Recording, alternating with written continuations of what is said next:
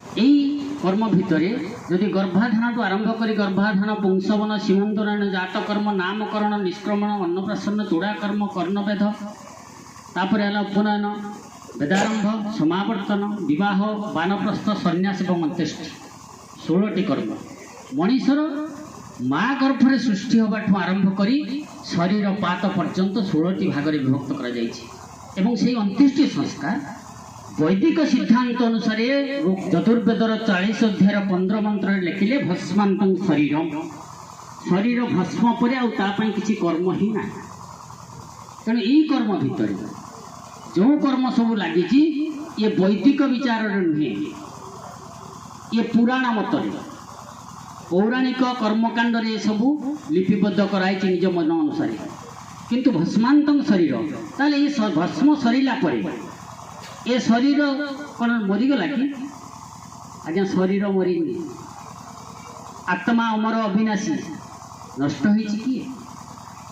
କେବଳ ନାମ ରୂପ ଏବଂ ସ୍ଥାନ এই ତିନି ବ୍ୟତୀତ ଆଉ କିଛି ନଷ୍ଟ ହେଇନି। ସେ ଆମ ସହିତ ବର୍ତ୍ତମାନ ବି ଅଛନ୍ତି। ତେଣୁ ପ୍ରକୃତରେ ଆମେ ଯଦି ମୁନି ହେଇଥିବା, ଯଦି ତାଙ୍କ ବାଣୀ ଅନୁସାରେ ତାଙ୍କ କର୍ମ ଅନୁସାରେ ତାଙ୍କ ସହିତ ଯଦି ମିଶିଥିବା ତାହେଲେ ଗୀତାର ଦ୍ୱିତୀୟ ଅଧ୍ୟାୟର 56 ଶ୍ଲୋକଟାକୁ ସେ ପୂର୍ଣ୍ଣ ଭାବରେ ପାଳନ କରିଥିଲେ। ଦୁଃଖେଷୁ ଉଦ୍ବିଗ୍ନ ମନା ସୁଖେଷୁ ବିଗତ ସ୍ପୃହ ବିତ୍ତ ରାଗ ଭୟ କ୍ରୋଧ ସ୍ଥିତ ଧିମୁନି ବିଚ୍ୟୁତେ ସେ ଗୁଣ ତାଙ୍କ ପାଖରେ ଥିଲା। ତେଣୁ ଯଦି ଆମେ ମୁନି ସମାଜର ସଦସ୍ୟ ହୋଇ ମୁନି ଲକ୍ଷଣ 6ଟାକୁ ପାଳନ କରି ତାଙ୍କ ଭଳିଆ ଯଦି ପ୍ରକୃତରେ ଯଦି ଆମେ ମୁନି ସମାଜର ପ୍ରଚାର ପ୍ରସାର ପାଇଁ ଆମେ ଅନ୍ଧବିଶ୍ୱାସକୁ ଦୂରୀଭୂତ କରିବା ପାଇଁ ସେ ଲଢ଼େଇ କରୁଥିଲେ। ଯେଉଁ ଉପନୟନ ସଂସ୍କାର 10ମ ସଂସ୍କାରରେ ଯେତେବେଳେ ମାନବକ ବା ବ୍ରହ୍ମଚାରୀକୁ କୁହାଯାଏ ମାନବକ ମଣ୍ଡନ ବର୍ଜୟ, ସେଇଠୁ ଲଣ୍ଡା ହେବେନି। ଯେଉଁ ଆମେ ଲଣ୍ଡା ହେଇଛୁ ମନକୁ ଦୁର୍ବଳ କରିଦେଇ ଆମେ ଶୁଦ୍ଧି ପବିତ୍ର ହବ, ଲଣ୍ଡା ହେବାର ଆବଶ୍ୟକତା ହିଁ ନାହିଁ।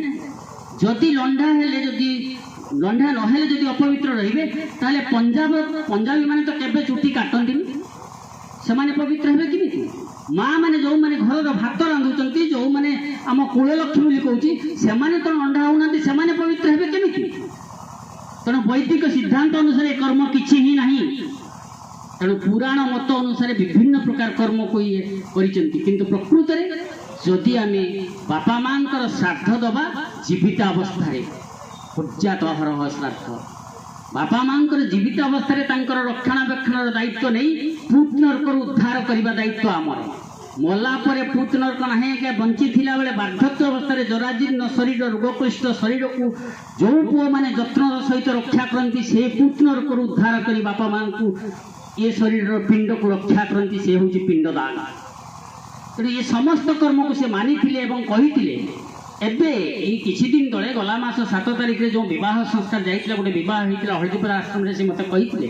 ସାର୍ ମଧ୍ୟ ଆମର ଦଶରଥ ସାର୍ ମଧ୍ୟ ଥିଲେ, କହିଲେ ଏ ସଂସ୍କାର ବିଧିକୁ ଆମେ ଆଗକୁ ନେଇଯିବା। କିନ୍ତୁ ଧନ୍ୟବାଦ ଦେବି ପରିବାର ବର୍ଗଙ୍କୁ, ଯେଉଁ କଥା ଆମର କହୁଥିଲେ ଯେ ମୁକ୍ତିମଣ୍ଡପର ଭାସ ଯଦି ଜଣେ ପରିବାରର ସଦସ୍ୟ 12 ବର୍ଷ ଯଦି ସେ ମୁନି ସମାଜର ସଦସ୍ୟ ହେଇ ଯଦି ବାହାର ଜଗତ ସହିତ ଅଷ୍ଟାଙ୍ଗ ଯୋଗ ସାଧନ କରୁଥିବ ଏବଂ ବାହାରର ଶୌଚ ଅଶୌଚକୁ ପାଳନ କରୁନଥିବ ତାହେଲେ ତା ପାଇଁ କୌଣସି ଶୌଚ ବିଧାନ ନାହିଁ।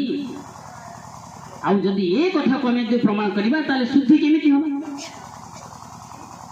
ନା ଅଦ୍ଭିଗାତ୍ରାଣି ଶୁଦ୍ଧତି ମନ ସତ୍ୟେନ ଶୁଦ୍ଧତେ ବିଦ୍ୟା ତପୋଭ୍ୟାଂ ଭୂତାତ୍ମା ବୁଦ୍ଧି ଜ୍ଞାନେନ ଶୁଦ୍ଧତେ। ଏଇ ବାଟେ ଶୁଦ୍ଧ ହେବ। ଜଳ ଦ୍ୱାରା ଶରୀର ଶୁଦ୍ଧ ହେବ, ସତ୍ୟକୁ ଜାଣିଲା ପରେ ମନ ଶୁଦ୍ଧ ହେବ। ଆମେ ସତ୍ୟକୁ ଜାଣିନୁ, ଅନ୍ଧବିଶ୍ୱାସରେ ରହିଛୁ ବୋଲି ଆମେ ଅଶୁଦ୍ଧ ଭାବନା କରୁଛୁ। କିନ୍ତୁ ଦେଖନ୍ତୁ, ଯେଉଁଦିନ କମଳାକାନ୍ତ ଅନେକ ଦାହ କର୍ମକୁ ଯାଇଛି, କମଳାକାନ୍ତ ସାର୍ଙ୍କର ଶରୀରକୁ ଯେତେବେଳେ ଆମେ ଦାହ କରିଗଲୁ ମୋତେ କିଛି ଲାଗିଲାନି ଯେ ମୁଁ ଗୋଟେ ଦାହ କରିକି ଆସିଛି, ମୋତେ କିଛି ବି ଲାଗିଲାନି। କାରଣ ସେ ସୂକ୍ଷ୍ମରେ ଅନେକ ସାଧନା ଭିତରେ ରହିଥିଲେ ଏବଂ ଯେତେବେଳେ ଯାଆନ୍ତି ଜଂ ଜଂ ବାପି ସ୍ମରଣ ଭାବ ତେଜ ତନ୍ତେ କଳେବର ତନ୍ତମେ ବୈତିକନ୍ତେ ସଦା ତଦ୍ଭାବ ଭାବିତ। ଯେଉଁ ଭାବନା ନେଇ ଯାଇଛନ୍ତି ଆପଣମାନେ ଚିନ୍ତା କରନ୍ତୁ ନାହିଁ, ସେ ନିଶ୍ଚିନ୍ତ ଏ ମୁନି ସମାଜ ଭିତରକୁ ଆସିବେ। କାରଣ ସେ ଭାବନାରେ ସେ ଅନ୍ତର୍ମୁଖୀ ହୋଇ ଆତ୍ମରେ ଲୀନ ହୋଇଛନ୍ତି। ଆଉ ବିଶେଷ ଆଗକୁ ଯାଉନି, ଏତିକିରେ ମୋର ବାଣୀକୁ ବିଶ୍ରାମ, ଶକ୍ତି ଯାଉଛି।